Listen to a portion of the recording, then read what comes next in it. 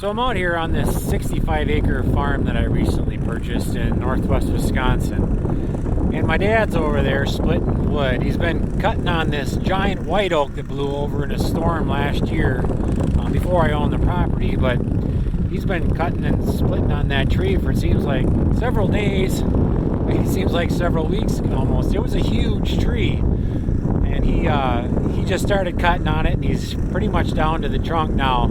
In fact, I think he's cutting on a little bit of red oak that we dragged out from the swamp below. But he was talking about how he was impressed with how big that white oak tree is, and I'll get a little bit closer here in a minute. And we were looking that thing over, and it is one of the larger white oak trees I've ever seen. But then behind that was this trunk, and there's not much left of it, but it's a red oak. And the more we looked at it, the more we realized it's absolutely huge. So we ended up stringing a tape around it, and it has a 16-foot circumference, which means that the diameter must be 5.5 feet, somewhere in there, whatever, like basically a third of that is.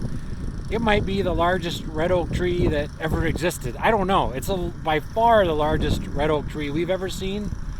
The inside is all hollow and rotted out, so there's just not much left to it, but it is an absolute giant tree, and I didn't get a chance to see it while it was still standing because I didn't own this property yet, and I think it probably fell down long before the windstorm came through last year. But it is impressively huge.